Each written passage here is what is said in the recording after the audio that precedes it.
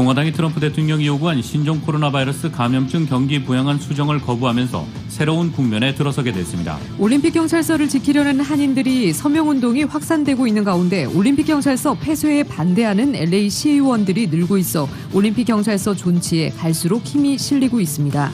에릭 가세티 LA 시장이 시의회에 경찰 예손 전용 지출안 거부권을 행사해 시의회와의 마찰이 예상되고 있습니다. 타운 내 마켓 앞에 마련된 구세군 자선 낭비에 통큰 기부가 이어지고 있습니다. 캘리포니아주가 전국에서 처음으로 코로나 바이러스 확진자 수가 200만 명을 돌파했습니다. LA 카운티에서 의료진들을 대상으로 코로나19 백신 접종이 박차를 가하고 있는 가운데 일반인의 백신 접종은 내년 봄이나 여름 이후로 예상되고 있습니다.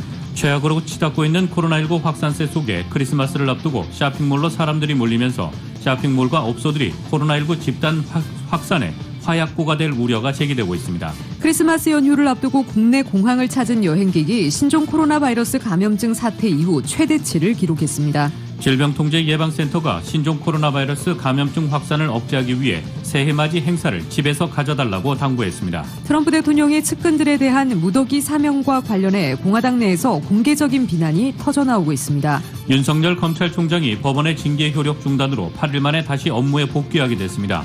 윤 총장은 법원 선고 직후 헌법과 법치주의, 상식을 지키기 위해 최선을 다하겠다는 입장을 밝혔습니다. 뉴욕 증시에서 주요 지수는 브렉시트 협상이 타결된 가운데 미국의 재정 부양책을 주시하며 소폭 상승하며 마감했습니다. LA 지역 내일 대체로 맑은 날씨 보이겠습니다. LA 지역의 내일 낮 최고 기온 74도, 밤 최저 기온 50도입니다. 이상은 이 시간 주요 뉴스입니다.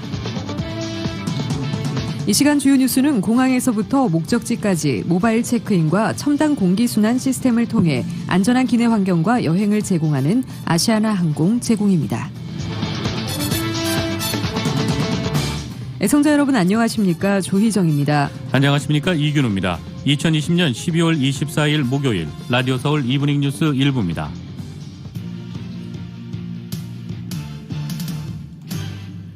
일부 첫 소식 전해드리겠습니다. 공화 민주 양당의 합의로 타결된 9천억 달러 이 경기 부양안에 600달러의 현금을 개인들에게 지급하는 내용도 있었는데요. 이 트럼프 대통령이 이 금액을 2,000달러로 인상하라고 요구했었는데 공화당이 이를 거부하면서 새로운 국면에 들어서게 됐습니다. KBS의 보도입니다. 당초 민주공화 양당이 합의했던 추가 경기 부양안은 중소기업 지원 등 경기 부양책과 함께 개인들에게도 600달러, 우리 돈 66만 원 정도를 지급하는 내용이 포함됐었습니다. 그러나 트럼프 미 대통령은 합의안에 문화시설 지원과 중복 지원 등 불필요한 내용이 있다고 비판하고 오히려 개인 지원금은 2,000달러로 올려야 한다며 수정안을 요구했습니다. 민주당은 개인 지원금 인상에 동의하며 수정안에 찬성했지만 공화당 지도부가 이를 거부했습니다. 개인 지원금을 2,000달러, 우리 돈 220만 원 규모로 올리라는 트럼프 대통령의 요구를 야당인 민주당이 찬성하고 여당인 공화당이 반대하는 상황이 벌어진 겁니다. Believe it or not, Democrats agree with the president, at least to the extent that we need to sign this bill now. 공화당 지도부는 개인 지원금을 올릴 경우 9천억 달러를 훨씬 초과하게 되거나 책정된 다른 지원금 등을 줄여야 해 반대한 것으로 알려졌습니다. 당초 2조 달러 이상의 경기 부양안을 원했던 민주당과 달리 공화당은 그 이상의 지원은 도덕적 해이를 초래한다며 지원 규모 인상에 반대해왔습니다. 트럼프 대통령의 수정안 요구에 의회 내 입장차가 다시 극명하게 드러난 셈입니다. 이에 따라 침체된 미 경제에 훈풍을 불러올 것으로 기대를 모았던 추가 경기 부양안의 미래가 불투명해졌습니다. 크리스마스를 계기로 연말 휴가를 떠나려던 미 의원들의 발길도 다시 워싱턴으로 향해야 하는 상황입니다. 미 상원과 하원의 양당 지도부는 28일과 29일 다시 회의를 열어 논의한다는 계획입니다. 미 의회는 지난 21일 9천억 달러 규모의 경기 부양안과 함께 1조 4천억 달러 규모의 다음 회계년도 연방 예산안도 처리하기로 합의해 경기 부양안 처리가 늦어질 경우 연방 예산안 처리도 영향을 받을 것으로 보입니다.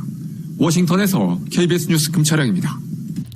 남가주에 산타하나 강풍이 불면서 크리스마스 이브인 오늘 수만 가구가 정전 피해를 입고 있습니다. 서던 캘리포니아 에디슨사 산하 18,000가구가 정전 사태를 겪고 있으며 LA와 오렌지, 리버사이드, 샌버나디노, 벤추라 카운티 지역 15만 5천 가구에 추가로 전력이 중단될지 검토 중입니다.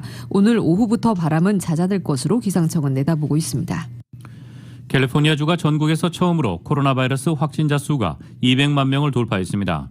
존스홉킨스 대학에 따르면 가주는 오늘 현재 코로나 바이러스 확진자가 201만 157건이 발생했으며 사망자는 2만 3,635명을 기록했습니다.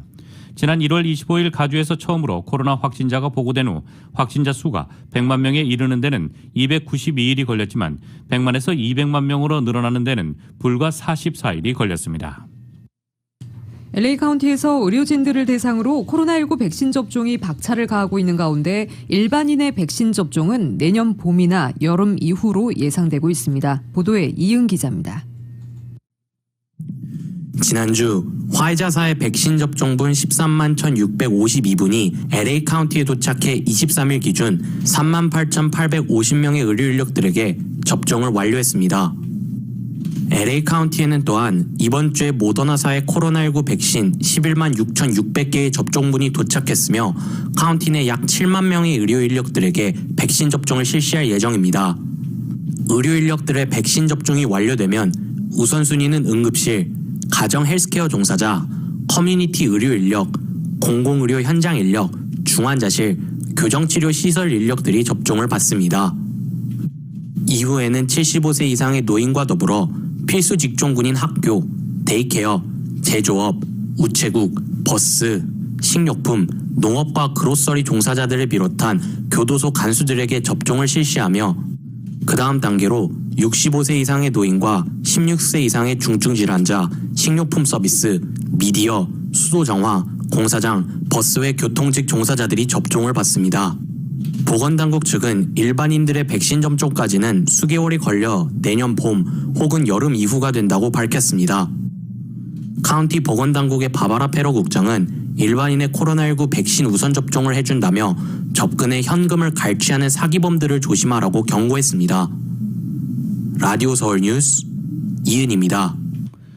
최악으로 치닫고 있는 코로나19 확산세 속에 캘리포니아 주정부의 스테이 앳 홈 행정명령에 따라 이동과 비즈니스 영업이 제한되고 있지만 크리스마스를 앞두고 쇼핑몰들로 사람들이 몰리면서 쇼핑몰과 업소들이 코로나19 집단 확산에 화약고가 될 우려가 제기되고 있습니다. 특히 LA 카운티에서는 쇼핑몰을 포함한 비즈니스 업소들에서 신규 확진이 발생한 사례가 500곳 이상으로 집계됐는데 이는 지난달 200여 개 업소였던 것과 비교하면 한 달 사이 2.5배나 증가한 수치로 이미 많은 사업장들에서 코로나 바이러스 확산이 급증하고 있음을 보여주고 있다고 LA타임스는 전하고 있습니다. 이러한 가운데 LA 카운티에서는 어제 하루 무려 16,525명의 신규 확진자가 나와 누적 환자 수가 64만 7,542명으로 늘어났고 새로 사망한 환자도 145명으로 총 사망자 수는 9,000명 선을 넘었습니다.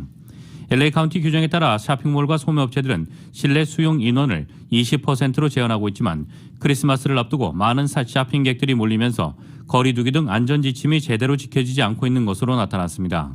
카운티 보건국 자료에 따르면 팬데믹 동안 쇼핑몰에서 발생한 대부분 신규 확진은 지난 4주 동안 집중적으로 보고됐습니다. 실제로 LA 카운티 내 대형 체인 타겟 매장에서 보고된 확진 사례 절반은 12월에 발생했고 지난 2주 동안 5곳의 코스코 매장에서 최소 135명의 직원들이 확진 판정을 받은 것으로 나타났습니다. 이번 달에 들어서 볼뱅크의 엠파이어 센터 마이클 코스, 로세르토스 센터 아마존 서점 및 놀스스트롬 그리고 베벌리 센터 애플스토어 매장에서도 확진자들이 나와 임시 폐쇄되기도 했습니다. 이처럼 쇼핑몰들에서 확진자 발생이 폭발적으로 증가하자 스테이 앳 홈 명령으로 이동과 모임을 제한하고 식당들의 경우 실내는 물론 야외 영업까지 금지하면서도 의류나 서점, 가전 매장 등 비필수 업소들의 영업을 허용하는 카운티 규정에 대해 반발하는 목소리도 나오고 있다고 LA타임스는 전하고 있습니다. LA 한인타운을 관할하는 LA 경찰국 올림픽 경찰서를 지키려는 한인들이 서명운동에 거세게 확산되고 있는 가운데 올림픽 경찰서 폐쇄에 반대하는 LA 시의원들도 늘고 있어 올림픽 경찰서 존치에 갈수록 힘이 실리고 있습니다. 또 연방 하원의원에 당선된 미셸 박스틸 오렌지 카운티 슈퍼바이저 위원장도 공식적으로 올림픽 경찰서 폐쇄 반대 입장을 밝히고 나서는 등 한인 정치인들도 올림픽 경찰서 지키기를 위한 한인 사회 노력에 힘을 싣고 있습니다. LA 한인회에 따르면 오늘까지 올림픽 경찰서 폐쇄 반대 의사를 밝힌 LA 시의원은 한인 잔이 시의원을 비롯해 1지구의 길세디오 의원, 13지구의 미치 오페럴 시의원 등 3명입니다. 한인타운을 관할 지역으로 두고 있는 10지구의 마크 리들리 토마스 시의원도 올림픽 경찰서 폐쇄에 부정적 입장을 수차례 밝힌 바 있습니다. 또 시의회에 경찰 예산 삭감안 표결 당시 존 이 시의원과 함께 반대표를 던진 조 부스카이노 시의원도 특정 경찰서 폐쇄에 반대하는 입장인 것으로 알려져 시의원 15명 중 최소한 5명이 올림픽 경찰서를 유지해야 한다는 입장인 것으로 보입니다. 올림픽 경찰서 관할 지역의 일부가 포함되는 1지구의 길세디오 시의원과 13지구 미치 오페럴 시의원도 올림픽 경찰서 폐쇄 반대 의사를 한인 사회에 전달했습니다. 10지구의 마크 리들리 토마스 시의원도 올림픽 경찰서 폐쇄에 동의하지 않는 것으로 알려졌습니다. LA 한인회는 다음 주 존이, 오페럴, 리들리 토마스를 비롯해 7지구의 모니카 로드리게스 시의원 등과 화상회의를 통해 올림픽 경찰서 존치를 바라는 한인 커뮤니티의 여론을 전달할 계획입니다. 23일 오후 6시 현재 LA 한인회가 개설한 청원 사이트에는 1,500명 이상이 서명을 마쳤으며 LA 한인상공회의소가 개설한 서명 웹사이트에서도 서명자가 3,930명을 기록했습니다. 남가주와 캘리포니아 전역을 강타한 코로나19 재확산 속에 각 기관과 업소들의 수용인원 제한 조치가 이뤄지고 있는 가운데 민원인들의 몰리는 LA 총영사관도 코로나 상황으로 인해 온라인 방문 예약이 하늘의 별 따기여서 예약 대기가 2주씩 밀려있는 것으로 나타났습니다. 이 같은 상황임에도 LA 총영사관은 크리스마스 이브인 오늘부터 연방 공휴일이라는 이유로 휴무를 실시하는 것으로 나타나 가뜩이나 심각한 민원인들의 방문 어려움을 더욱 가중시키고 있다는 지적이 나오고 있습니다. 현재 LA 총영사관은 다른 미국 내 모든 제외 공관과 마찬가지로 민원실 방문 인터넷 예약제를 시행하고 있는데 어제 현재 12월 마지막 주는 물론 내년 1월 첫째 주까지 대부분 예약이 꽉 찬 상황이어서 민원실 방문을 원하는 민원인의 경우 2주 후에나 예약 시간을 잡을 수 있을 것으로 나타났습니다. LA 총영사관 민원 예약 사이트에 따르면 오는 1월 7일까지 모든 예약 시간이 다 차 있고 이날 현재 가장 빨리 예약을 잡을 수 있는 시간은 1월 8일 금요일 오전으로 표시됐습니다. 이와 관련해 한국에 급히 방문해야 하거나 여권, 비자 및 시일이 촉박한 재산권 행사를 위한 공증 업무를 빠른 시일 내에 처리해야 하는 한인들의 골머리를 앓고 있는 것으로 나타났습니다. 코로나19 사태 속 현재 총영사관 측은 제한적인 방역 수칙에 따라 민원 업무 서비스를 진행하고 있는데 민원인들의 문의가 급증하고 있어 업무 처리에 한계를 겪고 있는 것으로 보입니다. 이러한 상황 속에 다른 한인 사회 기관들은 정규 휴일이 아닌 크리스마스 이브에도 총영사관은 휴무를 실시한다고 밝혔습니다. 한편 LA 총영사관 민원실을 방문하려면 인터넷 사이트에 접속해 온라인으로 사전 예약을 해야 합니다. 에릭 가세티 LA 시장이 시의회에 경찰 예산 전용 지출안에 거부권을 행사했습니다. 시의회가 통과시킨 예산안을 가세티 시장이 거부권을 행사하는 것은 흔치 않은 일이어서 시의회와의 마찰이 예상됩니다. 특히 시의회의 전용 예산안이 도로 포장이나 보도 수리 등 거리미화 프로젝트에 거액을 투입하도록 되어 있는 것으로 드러나 한인타운 올림픽 경찰서의 폐쇄 위기까지 불러온 경찰 예산 삭감이 적절하지 않았다는 지적이 제기되고 있습니다. LA타임스는 가세티 시장이 지난 22일 시의회에 경찰 예산 전용안에 대해 이례적으로 거부권을 행사했다고 보도했습니다. 또 시의회 예산 전용안에는 도로 포장과 보행자 도로 보수, 가로수와 공원 정비 등 일상적인 공공사업에 사용하도록 용처가 지정돼 있는 것으로 나타났습니다. 특히 마퀴스 해리스 도슨 시의원의 사우스 LA 지역 8지구에만 1,660만 달러의 예산이 배정돼 도로 및 가로수 정비 등 미화 작업에 예산의 대부분을 사용하도록 돼 있어 경찰 예산 삭감의 취지가 퇴색하고 있다는 지적입니다. 한인이 포함된 3인조 사기단이 위조된 크레딧 카드로 수차례 돈을 인출하려다 경찰에 체포됐습니다. 한인 존김, 제이슨 헤일, 알렉시스 존스 등 공범 등과 함께 지난 10월부터 상습적으로 크레딧 카드 위조 등 여러 사기 행각을 벌인 혐의로 지난 22일 세인트 조지 호텔에서 체포됐습니다. 경찰에 따르면 이들은 훔친 크레딧 카드를 이용해 호텔방을 잡아 지내다 호텔 직원의 신고로 경찰에 덜미를 잡혔습니다. 이들은 지난 10월 1일 이 지역 은행에서 도용된 신분을 이용해 허위 계좌를 개설한 뒤 크레딧 카드 등을 위조해 돈을 빼돌린 혐의를 받고 있습니다. 김 씨와 존스 등은 각각 불법 카드 사용 등 22건의 혐의로 기소될 것으로 보인다고 언론은 전하고 있습니다. 타운 내 마켓 앞에 마련된 구세군 자선 낭비에 통 큰 기부가 이어지고 있습니다. 지난 22일에 이어 23일에도 또 한 명의 기부천사가 구세군 자선 낭비에 $10,000의 거액을 기부했습니다. 모녀로 보이는 기부자는 올해 처음 하는 기부지만 꼭 필요한 분들에게 사용되면 좋겠다는 말과 함께 직접 구세군을 찾아 성금을 전달했습니다. 어느 때보다 힘든 시기인 만큼 모두가 힘을 합쳐 서로 돕는 사회가 되길 소망한다며 선한 나눔이 이어지길 바란다고 덧붙였습니다. 구세군 나성교회 이주철 사관은 올해 그 어느 해보다 통 큰 기부가 이어지고 있어 더 따뜻한 연말이 되고 있다며 기부자들의 바람처럼 꼭 필요한 곳에 기부금이 사용되길 바란다고 밝혔습니다. 미국 소식 전해드리겠습니다. 트럼프 대통령은 최근 마이크 펜스 부통령이 자신의 대선 불복 노력을 충분히 지원하지 않는다는 불만을 표시해왔다고 CNN이 보도했습니다. CNN에 따르면 트럼프 대통령은 전날 연말 연시를 보내기 위해 자신의 별장에 있는 플로리다 마라라고 리조트를 떠나기 전 1시간 이상 펜스 부통령과 만났습니다.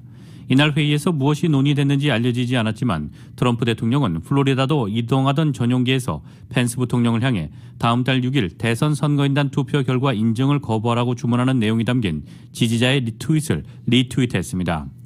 이 각종 재검표와 이 소송전에서 연전연패한 트럼프 대통령 입장에서는 이날 합동회의가 결과 뒤집기를 시도해 볼 수 있는 마지막 기회가 될 수도 있습니다. 이 주별 선거인단 투표에서는 현재 조 바이든 대통령 당선인이 306명의 선거인단을 확보해 232명의 트럼프 대통령을 여유 있게 이긴 상황입니다. CNN은 트럼프 대통령이 합동회의 때 부통령의 역할에 관심을 보이며 최근 펜스 부통령에게 이 문제를 거론했지만 왜 대선 결과를 뒤집을 수 없는지에 관한 얘기를 듣고 혼란스러워했다고 소식통들은 인용해서 전하고 있습니다. 도널드 트럼프 대통령의 측근들에 대한 무더기 사면과 관련해 공화당 내에서도 공개적인 비난이 터져나오고 있습니다. 벤 세스 공화당 상원의원은 성명을 내고 트럼프 대통령의 정치적 측근 사면에 대해 뼛속까지 썩었다고 비판했습니다. 세스 의원은 특히 전날 사면된 트럼프 캠프 전 선대본부장 폴 매너포트, 비선 참모 로저 스톤을 거명하며 이들 중범죄자는 노골적으로 반복해서 법을 어기고 미국인들에게 해를 끼쳤다고 지적했습니다. 더 힐은 세스는 트럼프의 사면을 비판한 첫 공화당 상원의원이라면서 다른 의원들도 뒤따를 것으로 보인다고 전했습니다. 트럼프 대통령은 전날 매너포트, 스톤, 사위 제러드 쿠슈너 백악관 선임 보좌관에 붙인 찰스 쿠슈너 등 26명을 사면하고 3명에 대해서는 감형했습니다. 매너포트와 스톤은 러시아의 2016년 미국 대선 개입 의혹과 관련된 이른바 러시아 스캔들에 연루된 인사들입니다. 미국인의 절반가량은 트럼프 대통령이 실패한 대통령이라는 평가를 받을 것으로 예상한다는 여론조사 결과가 나왔습니다. USA 투데이와 서퍽대가 지난 16일에서 20일 미국의 유권자 1000명을 대상으로 실시한 여론조사에 따르면 역사가 트럼프 대통령을 어떻게 평가할 것이냐고 보느냐는 질문에 응답자의 50%는 실패한 대통령이라고 답했습니다. 위대한 대통령, 좋은 대통령이라는 긍정적 답변율은 30%였습니다. 그저 그렇다는 응답자가 16%였고 4%는 정하지 못했다는 반응을 보였습니다. 가장 큰 업적을 묻는 질문에는 경제정책이 제일 많은 36%의 응답률을 보였고 다음으로 외교정책, 리더십 전반, 기성정치 개혁 순이었습니다. 없다, 정하지 못했다는 응답이 33%였습니다. 최대 실패 분야로는 인종 문제라는 응답이 20%로 가장 많았고 기성정치 개혁, 이민 문제, 기후 변화 등이 뒤를 이었습니다. 트럼프 대통령에 대한 평가는 지지 정당별로 크게 엇갈렸습니다. 민주당 지지층의 87%는 트럼프 대통령이 실패한 대통령으로 평가받을 것이라고 답했지만 공화당 지지층의 67%는 위대한 대통령, 좋은 대통령이라고 응답했습니다. 이런 결과는 전임인 버락 오바마 전 대통령 때와 상반된 것이기도 합니다. 민주당 대선 후보 선출 경선에 참여했던 아시아계 정치인 앤드루 양이 뉴욕시장 출마 준비를 본격화했습니다. 앤드루 양은 뉴욕시 선거자금 감독위원회에 서류를 제출했습니다. 뉴욕시 공직에 출마할 후보들에 대한 선거보조금 관리와 함께 각 후보의 선거자금 출처와 사용 내역 등을 감독하는 독립기관인 CFB는 양이 CFB에 서류를 제출했다는 것은 뉴욕시장 출마가 단순한 구상 단계에서 벗어났다는 뜻으로 풀이된다고 밝혔습니다. 다만 출마 공식 선언 시점은 내년 1월 초에 열리는 조지아주 연방 상원 선거가 끝난 이후가 될 것으로 보입니다. 대만계 이민자 2세인 양은 뉴욕 출생으로 현재 맨해튼에 거주하고 있습니다. 그는 민주당 대선 후보 경선 과정에서 모든 미국인에게 매월 $1,000씩 지급하자는 기본 소득을 공약으로 내세워 돌풍을 일으킨 바 있습니다.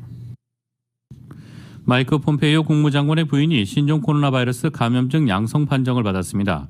블룸버그에 따르면 부인인 수전 폼페이오가 어떻게 감염됐는지 불분명하지만 폼페이오 장관이 지난 16일 코로나19 감염자와 접촉을 이유로 격리에 들어간다고 발표하기 직전 양성 판정을 받았다고 전했습니다. 당시 국무부는 폼페이오 장관이 누구와 접촉했는지 신원을 공개하지 않았는데 결과적으로 부인이었을 가능성이 큰 대목입니다. 폼페이오 장관은 당시 검사에서 음성 판정을 받았습니다. 또 당일 저녁 180명가량의 미국 주재 외국 대사와 공관장, 배우자를 초청해 개최하려던 파티를 취소했습니다. 또 지난 15일 폼페이오 장관의 일정표에 미국 외교관 가족을 위한 리셉션이 있었는데 수전이 이 행사를 포함해 국무부 행사에 참석했는지는 분명치 않다고 보도하고 있습니다. 미주 한인사회 쇼핑 트렌드에 새로운 변화가 시작됩니다. 미주 한인들을 위한 아마존 스타일의 홈쇼핑이 탄생했습니다. 최신 트렌드에 맞는 발빠른 상품 업데이트로 언제든 최신 상품의 쇼핑이 가능하고 까다롭고 엄격한 제품 선정을 통해 최상의 품질을 보장합니다. 인터넷이 어렵다고요? 친절하고 전문적인 고객 서비스에서 상담부터 결제까지 도와드립니다. 로그인 필요 없이 복잡한 주문 프로세스를 모두 없앴습니다. 이제 한국 제품 미국 내 쇼핑은 한국 홈쇼핑이 최고입니다.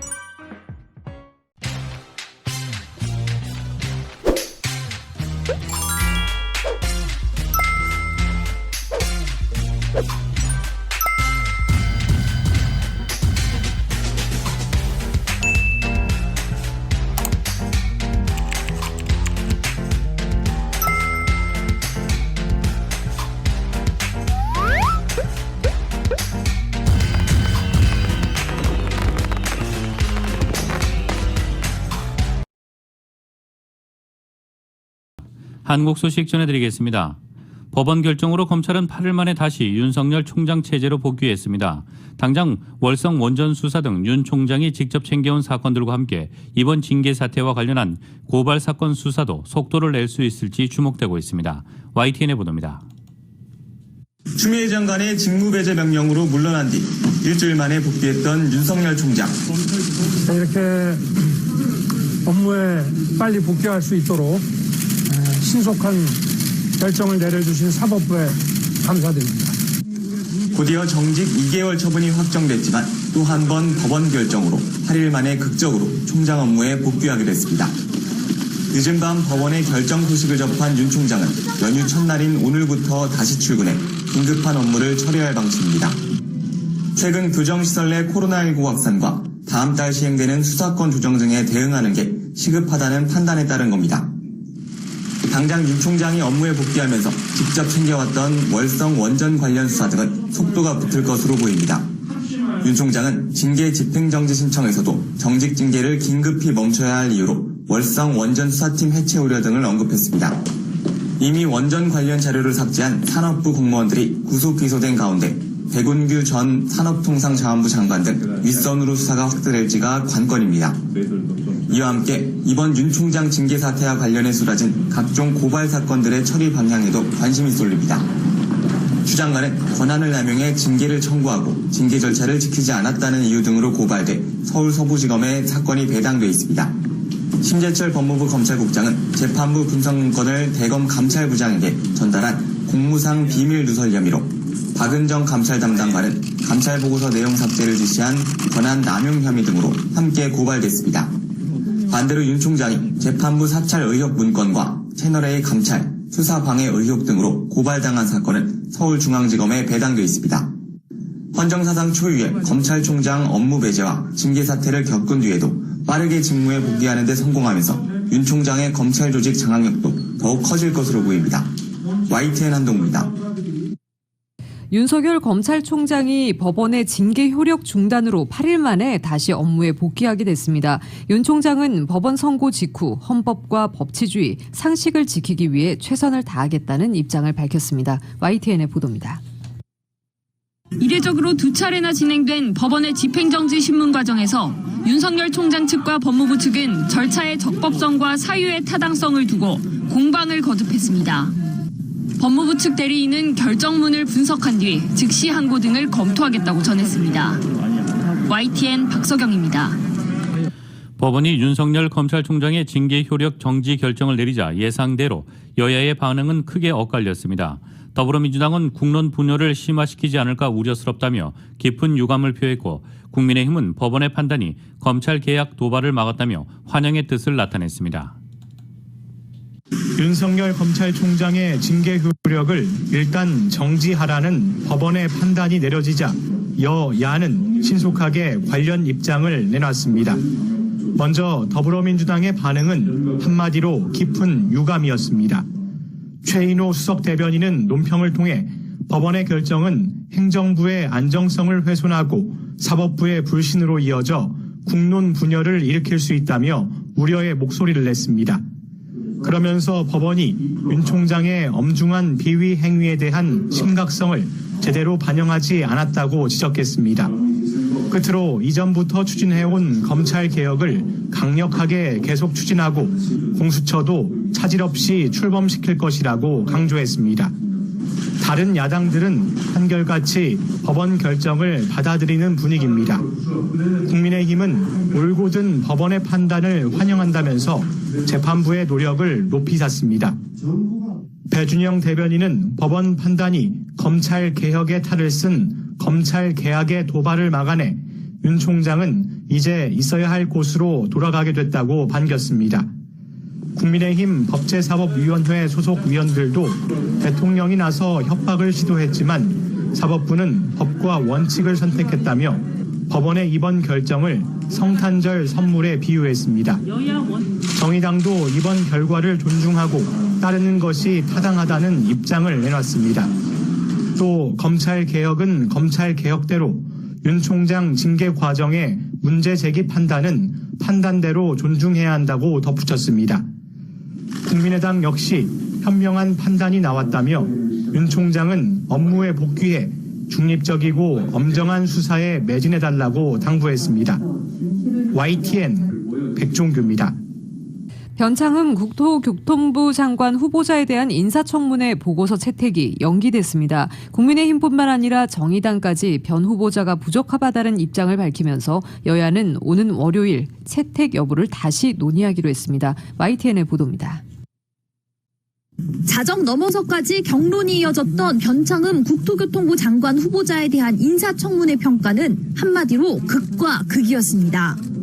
민주당은 청문회를 통해 의혹 대부분이 해소된 것으로 봤습니다.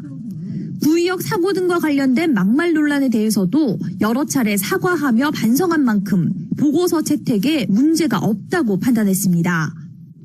정말 이런 분마저도 국무위원 또는 국토부 장관으로서 임명되지 못한다고 한다면은 도대체 어떤 분이 이런 일을 하겠다고 나설 것이며.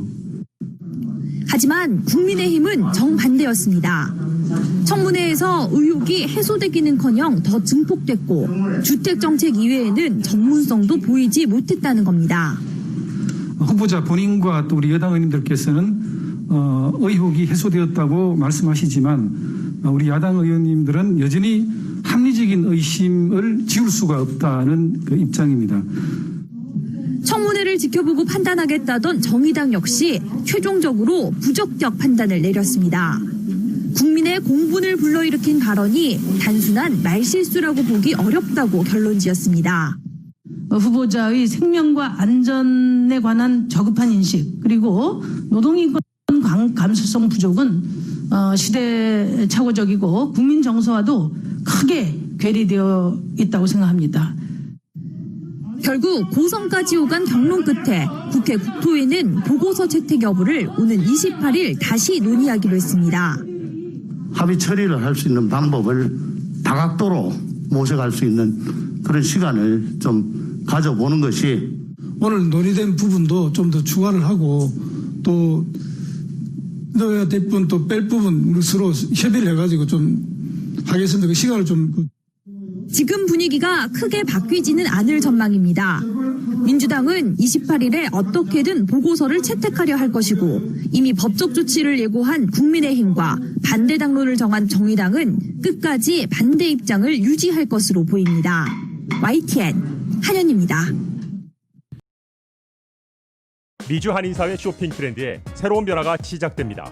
미주 한인들을 위한 아마존 스타일의 홈쇼핑이 탄생했습니다. 최신 트렌드에 맞는 발빠른 상품 업데이트로 언제든 최신 상품의 쇼핑이 가능하고 까다롭고 엄격한 제품 선정을 통해 최상의 품질을 보장합니다. 인터넷이 어렵다고요? 친절하고 전문적인 고객 서비스에서 상담부터 결제까지 도와드립니다. 로그인 필요 없이 복잡한 주문 프로세스를 모두 없앴습니다. 이제 한국 제품 미국 내 쇼핑은 한국 홈쇼핑이 최고입니다.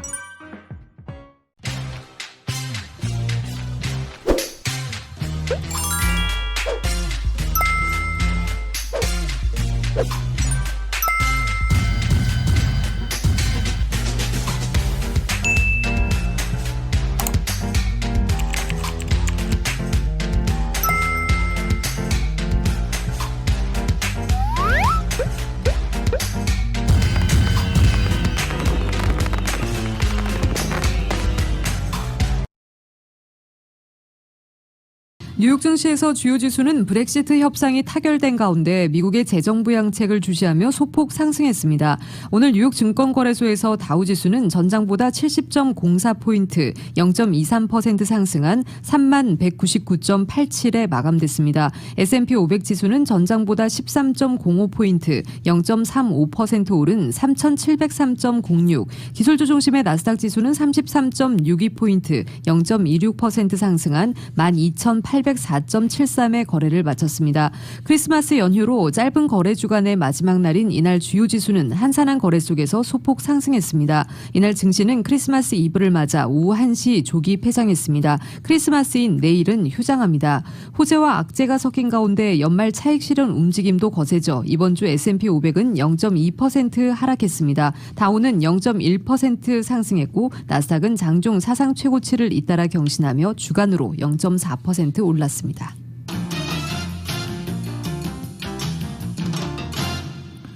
국제유가는 신종 코로나 바이러스 감염증 재확산 속에 대한 우려 속에서 강보합세로 마감했습니다. 뉴욕 상업거래소에서 내년 2월 인도분 서부 텍사스산 원유는 배럴당 0.2% 오른 48.23달러의 거래를 마쳤습니다. 서부 텍사스산 원유는 이번 주 초 영국발 코로나19 변종 확산 탓에 이틀 연속 2%대 급락한 뒤 이틀간 반등했지만 지난주와 비교해 1.8% 하락했습니다. 이로써 서부 텍사스산 원유는 주간 가격으로 7주 연속 상승을 마감했습니다. 런던 ICA 선물 거래소의 2월물 브렌트유는 현재 배럴당 0.2% 상승한 51.29달러에 거래되고 있습니다. 국제 금값은 미국 경기 부양책 논의를 둘러싼 불확실성이 증가함에 따라 상승했습니다. 뉴욕 상업거래소에서 2월 인도분금은 온스당 0.27% 오른 1883.2달러에 장을 마감했습니다. 신종 코로나 바이러스 감염증 치료에 효과가 있는 다닐 클로항제 치료제가 기대했던 것만큼 미국 의료 현장에서 사용되지 않는 것으로 나타났습니다.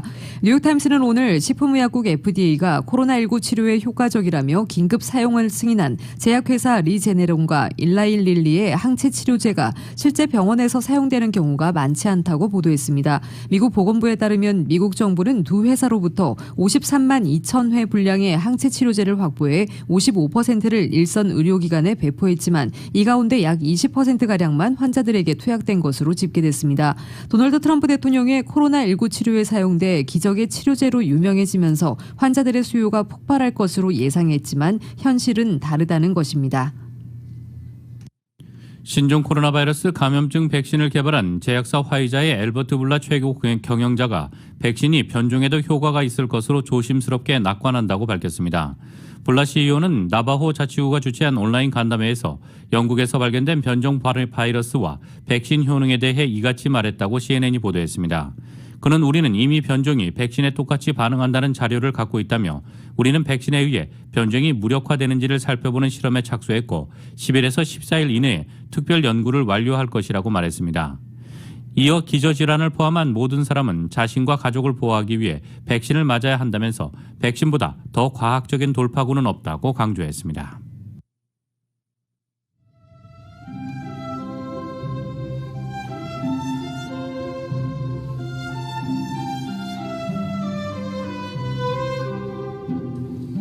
(12월 24일) 목요일 오늘 밤과 내일 날씨입니다. 오늘도 곳에 따라 비가 내린 남가주 지역, 크리스마스인 내일은 대체로 맑은 가운데 낮 기온 오늘보다 12도가량 훌쩍 오르며 포근한 날씨 보이겠습니다. 주말 토요일에는 낮 기온 조금 내려가면서 예년 기온대를 회복하겠고, 일요일에는 낮 기온 뚝 떨어지면서 쌀쌀하겠습니다. 특히 다음 주 월요일에는 대부분 지역에 겨울비가 내리겠고, 낮 기온도 60도를 밑돌면서 최근 들어 가장 추운 날씨를 보이겠습니다. 다음 주는 이번 주보다 쌀쌀한 날씨 예상되고 있습니다.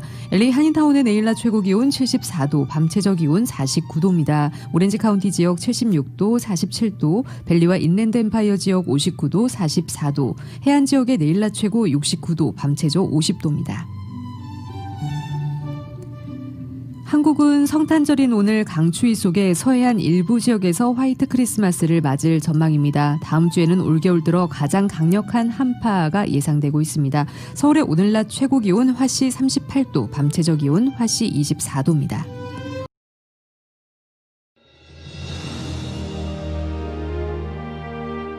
한인 커뮤니티의 소중한 친구이자 생활의 동반자. 라디오 서울이 개국 28주년을 맞았습니다. 1903년 한인들이 하와이에 첫 발을 내디딘 이래로 미주 한인 커뮤니티는 지금껏 쉼없이 성장해 왔습니다.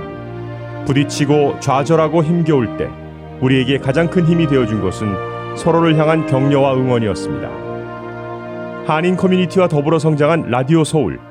라디오 서울의 28년은 우리의 이민 역사와 맥을 같이 합니다. 세상의 모든 이야기를 담으려는 라디오 서울 방송은 우리가 함께 만드는 우리의 이야기입니다.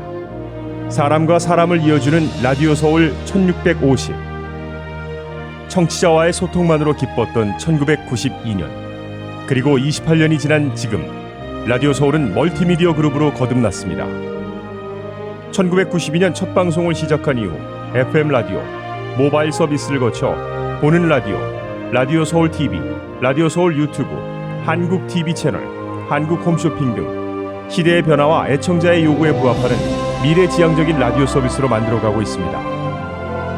특히 코로나19 바이러스가 가져온 세계적인 팬데믹은 우리의 삶의 방식을 바꿨으며 다가올 미래에는 더욱 진화된 방송이 요구될 것입니다. 이에 라디오 서울 방송은 다가올 새로운 시대를 대비하여 N스크린 멀티 디바이스 방송으로 다시 태어났습니다. 때와 장소를 불문하고 어떠한 기기로도 듣고 볼 수 있는 방송이 라디오 서울이 추구하는 N스크린 멀티 디바이스 방송입니다. 24시간 늘 깨어있는 방송, 눈과 귀가 함께하는 방송, AM 1650, FM 106.3 라디오 서울 방송. 미국 내 다양한 이슈를 생생하게 전달하는 강혜신의 오늘의 미국. 기분 좋은 아침, 반짝이는 하루를 선사하는 이영돈 선우의 좋은 아침, 좋은 하루. 나른한 오후 활력을 전하는 싱글벙글쇼와 라디오 콘서트. 빠르고 정확한 뉴스, 지구촌 소식을 실시간 전하는 모닝뉴스와 이브닝 뉴스. 한국TV와 유튜브로 이원 방송하는 조희정의 한국 홈쇼핑 리뷰. 라디오 서울은 당신의 또 다른 가족입니다. 사람과 사람을 이어주는 방송, 들으면 행복해지는 라디오 서울. 지금까지의 28년이란 밑거름을 통해 앞으로 희망이 이루어지는 아름다운 세상을 만들어 가겠습니다. 라디오 방송의 한계를 넘어 N스크린 방송으로 더 멀리, 더 높이 세상 보는 눈을 키우는 최고의 방송, 라디오 서울.